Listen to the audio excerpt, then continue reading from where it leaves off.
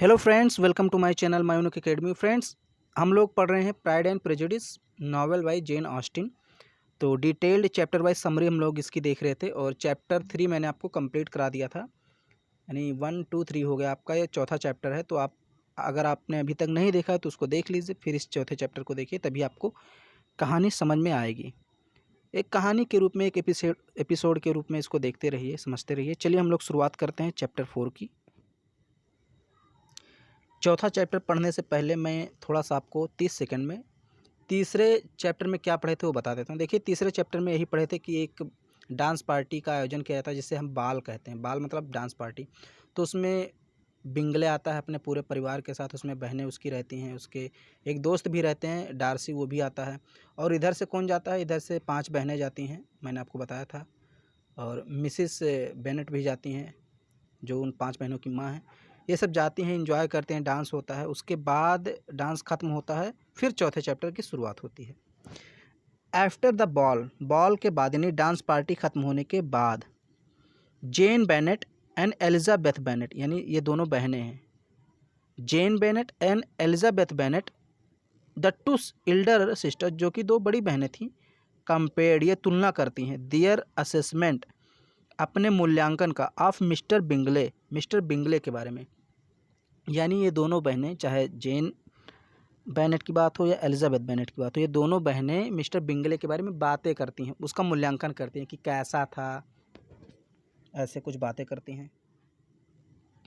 जेन told Elizabeth, जेन Elizabeth को बताती है दैट कि सी एडमायर्ड बिंगले, वो बिंगले की प्रशंसा करती है।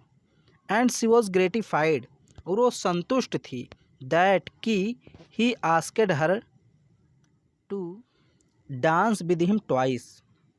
मतलब जो जेन थी वो एलिजाबेथ को बताती है कि वो मिस्टर बिंगले की प्रशंसा करती है और उससे संतुष्ट है, क्योंकि बिंगले ने उसको ट्वाइस यानी 2 बार डांस करने का निमंत्रण दिया था, मौका दिया था, यानी उसके साथ 2 बार डांस किया, इसलिए वो उससे संतुष्ट है। जेन आल्सो प्रेज्ड बिंगले सिस्टर्स, जेन बिंगले की दोनों बहनों की भी प्रशंसा करती है। मैंने बताया था 2 बहनें थी उसकी, एक की शादी हो गई थी, एक की नहीं हुई थी। तो उनके 2 बहनों की प्रशंसा करती है, सेइंग, कहते हुए, दैट कि दे वर एग्रीबल एंड चार्मिंग लेडीज़, कि वो एग्रीबल थी मतलब मिलनसार थी, यानी घुलने मिलने वाली थी, एंड चार्मिंग लेडीज़, और बहुत ही सुंदर आकर्षक महिलाएं थी, यानी लेडी थी। तो उनके बहनों की भी प्रशंसा करती है जेन, बिंगले की तो करती ही करती है। तो जब जेन एलिजाबेथ को बताती है कि मुझे बिंगले पसंद है, उसकी दोनों बहनें पसंद हैं, तो एलिजाबेथ कुछ रिएक्शन देती है उस पर, कहती है। लेकिन पहले जान लेते हैं एलिजाबेथ कैसी थी। देखिए, Elizabeth had a developed critical faculty, Elizabeth के पास एक डेवलप्ड क्रिटिकल फैकल्टी थी। मतलब डेवलप्ड का मतलब विकसित, क्रिटिकल मतलब आलोचनात्मक, फैकल्टी का मतलब दृष्टि, यानी उसके पास कौन कैसी दृष्टि थी? आलोचनात्मक दृष्टि थी। And quick power of observation, और किसी भी चीज़ को या किसी व्यक्ति को निरीक्षण करने की एक अद्भुत क्षमता उसके पास थी, एलिजाबेथ के पास। ये उसके कैरेक्टर में लिखते समय आपको ये बात लिखनी पड़ेगी कि उसका स्वभाव कैसा था। तो जो एलिजाबेथ थी वो थोड़ी तीव्र बुद्धि की थी, ऑब्जर्वेशन को अच्छे से कर लेती थी, अगर किसी एक व्यक्ति को देख ले तो बता देती थी कि हाँ ये सही है कि गलत है, ऐसी उसमें क्षमता थी। फिर सी टोल्ड जेन, उसने जेन को बताया, कॉम्प्लीमेंट्स ऑलवेज सरप्राइज्ड हर, कि प्रशंसा आपको हमेशा खुश कर देता है। ये एलिजाबेथ ने जेन को बताया कि प्रशंसा तुमको हमेशा खुश कर देता है, आश्चर्यचकित कर देता है।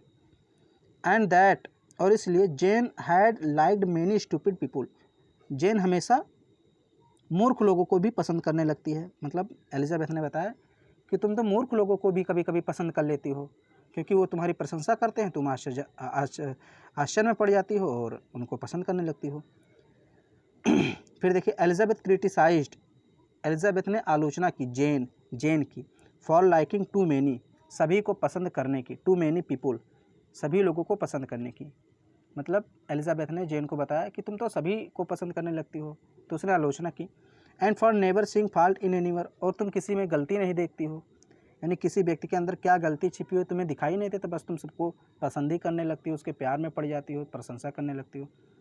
तो ये एलिजाबेथ ने जेन को समझाया कि तुम में कुछ कमियां हैं। She did not like Bingley's sister, वो बिंगले के सिस्टर को नहीं पसंद करती थी। कौन? एलिजाबेथ। जेन तो पसंद करती थी, लेकिन Elizabeth did not like Bingley's sister, Bingley की सिस्टर को नहीं पसंद करती थी। एज क्योंकि शी थॉट, वो सोचती थी, them way to be proud कि वो घमंडी हैं, एंड कंसीडर, और थोड़े दम्भी हैं। दम्भी का मतलब भी घमंडी होता है। मतलब एलिजाबेथ ने सोचा कि जो बिंगले की सिस्टर है थोड़ी घमंडी हैं, दम्भी हैं, इसलिए उनको पसंद नहीं करती थी। फिर देखिए बिंगले सिस्टर, बिंगले की जो बहनें थी, वर वेल एजुकेटेड, अच्छी पढ़ी लिखी थी, and had a Fortune of 20,000 pounds, और उनके पास 20,000 पाउंड की संपत्ति थी। बिंगले की जो बहनें थी वो पढ़ी लिखी थी, उनके पास 20,000 पाउंड की संपत्ति थी। बट दे वर थॉट, लेकिन उन्हें माना जाता था, to be extravagant.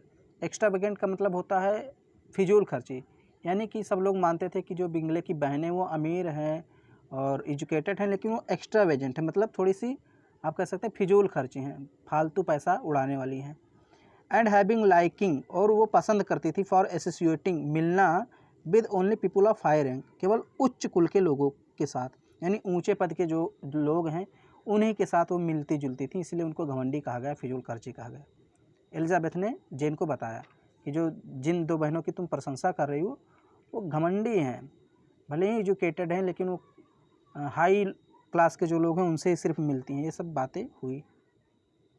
Mister Bingley had inherited property worth 100,000 pounds on the death of his father, यानी जब मिस्टर बिंगले के फादर की मृत्यु हुई, डेथ हुई, तो उसके बाद मिस्टर बिंगले को 10 लाख पाउंड की एक संपत्ति मिली, बहुत बड़ी संपत्ति थी, उत्तराधिकार के रूप में मिली।